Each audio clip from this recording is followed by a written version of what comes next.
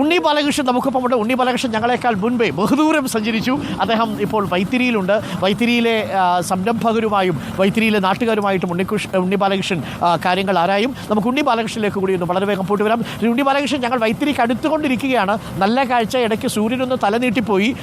എന്നാലും ആ തണുപ്പിൻ്റെ ഒരു സുഖമുണ്ട്. ആ സുഖം ഇങ്ങനെ ആസ്വദിച്ച് പ്രേക്ഷകർക്ക് നമ്മൾ പകർന്നുകൊണ്ട് വരികയാണ്. വൈത്തിരിയിലെത്തിയ മനുഷ്യരുടെ കൂടി പ്രതികരണങ്ങൾ നമുക്ക് തേടാവുന്നതാണ്. ഉണ്ണി ബാലകൃഷ്ണൻ,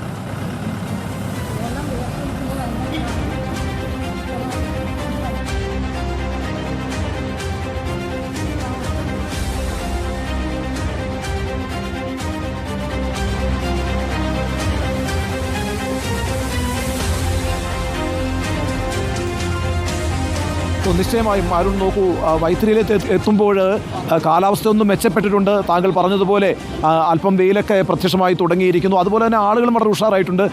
നമുക്കറിയാമല്ലോ, ഇപ്പോൾ ഈ ബൈക്ക് റാലി കടന്നു വരുന്ന ഈ മേഖലകളിലെല്ലാം ആളുകൾ റോഡിലേക്ക് ഇറങ്ങി വന്ന് അഭിവാദ്യം ചെയ്യുന്ന കാഴ്ചകളൊക്കെയാണ് കണ്ടത്. അപ്പം എത്രത്തോളം ആത്മവിശ്വാസം ഉണ്ടാക്കാൻ, ഈ ഓരോ മനുഷ്യരുടെ ഇടയിലും എത്രത്തോളം ആത്മവിശ്വാസം ഉണ്ടാക്കാൻ ഈ റാലിക്ക് കഴിഞ്ഞിരിക്കുന്നു എന്നത് റാലിയുടെ തുടക്കത്തിൽ തന്നെ നമുക്ക് അനുഭവപ്പെട്ടിരിക്കുകയാണ്. ഏറ്റവും പ്രധാനപ്പെട്ട കാര്യം എന്ന് പറയുന്നത്, ഞാനിവിടെ വന്ന് കാണുമ്പോൾ ഞാൻ വളരെ ആകാംക്ഷയോടെയാണ് വയനാട്ടിലേക്ക് വന്നത്. കാരണം ഈ ഉരുൾപൊട്ടലിന് ശേഷമുള്ള ഒരു മനുഷ്യജീവിതം എന്താണ്, ഇവിടുത്തെ മനുഷ്യരുടെ മാനസിക അവസ്ഥ എന്താണ്, ഇങ്ങനെയുള്ള ആകാംക്ഷകളുമായിട്ടാണ് യഥാർത്ഥത്തിൽ ഞാൻ വയനാട്ടിലേക്ക് വന്നത്. പക്ഷേ ഇവിടെ ഇപ്പോൾ ഇവരെയൊക്കെ കാണുമ്പോഴത്തേക്ക് നോക്കൂ, എത്ര സന്തോഷത്തോടുകൂടിയാണ് അവരെല്ലാം തന്നെ വളരെ ആത്മവിശ്വാസത്തോടുകൂടി തന്നെയാണ് നിൽക്കുന്നത്.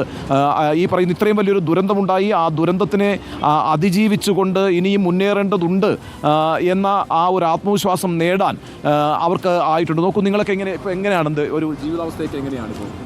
ഞങ്ങൾ കച്ചവടമാണ് ഇപ്പോൾ എൻ്റെ തൊഴിൽ. കച്ചവട മേഖലയെല്ലാം വളരെ ബുദ്ധിമുട്ടിൽ തന്നെയാണ്. പിന്നെ ഒരു പുനരുദ്ധാരണം നിർബന്ധമായും അത്യാവശ്യമാണ്. ആ ഒരു പ്രതീക്ഷയിലാണ് ഞങ്ങൾ. നിങ്ങൾ കച്ചവട മേഖല എന്ന് പറയുമ്പോൾ എന്ത് കച്ചവടം? എനിക്ക് ബേക്കറിയാണ്. കൂടുതലായി ടൂറിസ്റ്റുകളെയാണ് ഇപ്പോഴും ആശ്രയിക്കുന്നത്. ഇപ്പോൾ നാട്ടുകാരുടെ കച്ചവടം മാത്രമാണുള്ളത്.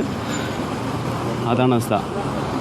വിവിധ കൃഷികൾ ചെയ്യുന്ന കാർഷിക മേഖലയായിരുന്നു വയനാട്. ഇവിടെ നമുക്ക് കൃഷി പരീക്ഷണശാല, ഇഞ്ചി, ഓറഞ്ച്, കുരുമുളക്, കാപ്പി, ഇതൊക്കെ കൈവിടതിൻ്റെ ശേഷം ഇപ്പോൾ ഇത് ടൂറിസത്തിലേക്കാണ് വയനാട് ഡെവലപ്പായിട്ട് വന്നത്. അപ്പോൾ ഇപ്പോൾ ഇത് നിശ്ചലമായ പോലെ ഇവിടുത്തെ ടൂറിസം മേഖല അത് വീണ്ടെടുപ്പ് അല്ലെങ്കിൽ ഈ ദുരന്തത്തെക്കാട്ടും വലിയ ദുരന്തമായി മാറും ഇപ്പോൾ വയനാടിന് ഇത് തിരിച്ചു വന്നിട്ടില്ലെങ്കിൽ എന്നുള്ളതാണ്. ഇല്ല അതില്ല. ഇതിന് ശേഷം തീരെ ഓട്ടം നല്ല ഓട്ടം ഉണ്ടായിരുന്ന ഏരിയയാണ്. ഞങ്ങൾ ടൂറിസമായിട്ട് മാത്രം ഓടിക്കൊണ്ടിരുന്നതാണ്. ഇപ്പോൾ അത് പറ്റ മോശമായിട്ട് ഇതുകൊണ്ട് ഇപ്പോൾ തീരെ ഓട്ടം ഇല്ല. ഞങ്ങളുടെ ജീവിതം വളരെ മോശമാണ്. ഇതാണ് നമ്മൾ ഇവിടെ മനുഷ്യരെ കാണുമ്പം നിശ്ചയമായും അവരുടെയൊക്കെ മുഖത്തൊരു ആത്മവിശ്വാസം വന്നിട്ടുണ്ടെങ്കിലും അവർ അനുഭവിക്കുന്ന പ്രശ്നങ്ങളെന്ന് പറയുന്നത് വളരെ റിയലാണ്. അവരുടെ നിത്യജീവിതം പ്രതിസന്ധിയിലായിരിക്കുന്നു എന്ന കാര്യത്തിൽ യാതൊരു സംശയവുമില്ല. നേരത്തെ ഒരു പ്രേക്ഷകൻ പറഞ്ഞതുപോലെ കാർഷിക മേഖല വലിയൊരു പ്രതിസന്ധിയിലേക്ക് വന്നിട്ടുണ്ട്. ആ കാർഷിക മേഖലയുടെ പ്രതിസന്ധിയെ വയനാട്ടിലെ ആളുകൾ അതിജീവിച്ചത് ഈ പറയുന്ന വിനോദസഞ്ചാരികളുടെ വരവോടുകൂടിയായിരുന്നു. ആ വിനോദസഞ്ചാരികളുടെ വരവാണ് ഇപ്പോൾ ബ്ലോക്കായിരിക്കുന്നത്.